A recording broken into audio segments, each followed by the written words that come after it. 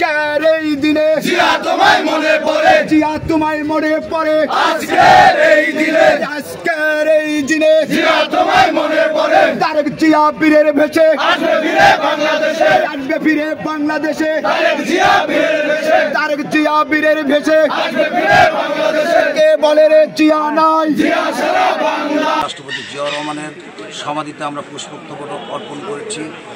আর আজকে আমাদের নেতা আগামী রাষ্ট্রনায়ক তারেক রহমানের নেতৃত্বে সারা বাংলাদেশে হসপিটাল কেন্দ্রিক এবং উপজেলা কেন্দ্রিক বৃক্ষরোপণ এবং থানা স্বাস্থ্য কমপ্লেক্সের আশেপাশে পরিচ্ছন্নতা অভিযানে আজকে আমি জাতীয়তাবাদী স্বেচ্ছাসেবক দল কেন্দ্রীয় কমিটির পক্ষ থেকে চাটমোহর উপজেলায় আমি এসেছি।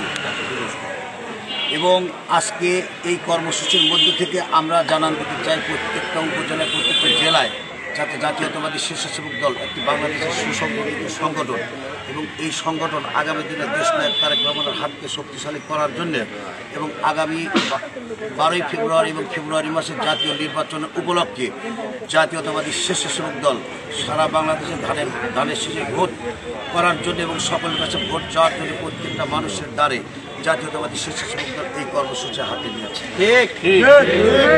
আমরা 100% আশাবাদী উপর আল্লাহর দোয়ায়, কারণ আমি জানি যে গত 5ই আগস্টে বাংলাদেশের স্বৈরাচার শেখ হাসিনা সরকারের বাংলাদেশের হত্যাকারী খুনি হাসিনার পতনের পর এই বাংলাদেশে যাকে আমরা নিয়োজিত হয়েছে সে আমাদের ডক্টর মোহাম্মদ ইউনূস। সে বাংলাদেশ না এবং বিশ্বের সে একজন আলোকিত মানুষ। আমাদের প্রত্যাশা এবং আশা সে সম্পূর্ণ করে ফেলেছে। যদি একটা সুষ্ঠু আবার নির্বাচন দেয়, আশা করি নির্বাচন হলো একটা রানিং এবং চলমান প্রক্রিয়া।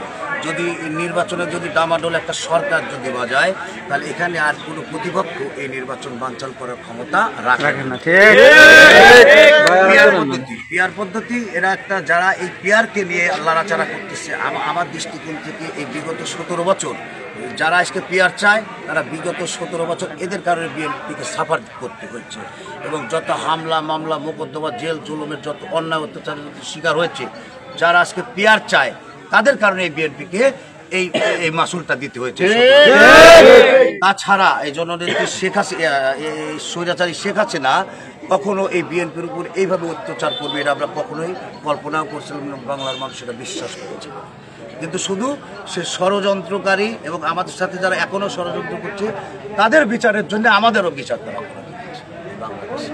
আর পিয়ার যারা করছে যে 35টা আমাদের দল আছে, 30টা আমাদের দল আছে, আসলে এরা অনেক দল কোনো নিবন্ধনই নাই। আর এরা কোনোদিন সংসদে কোনোদিন বিরোধী দলেও ছিল না, সরকারি দলেও ছিল না, বাংলাদেশের জনপ্রিয়তার দলেও তারা ছিল না। এরা সংক্ষিপ্ত কিছু মুষ্টিময় ব্যক্তি যারা পাকিস্তানের সাথে সবসময় দেখা যাচ্ছে আঘাত করে দেশটার ষড়যন্ত্র করে আসছে, ভারতের সাথে আঘাত করে যারা ষড়যন্ত্র করেছে, তারাই পিয়ার পদ্ধতিটা।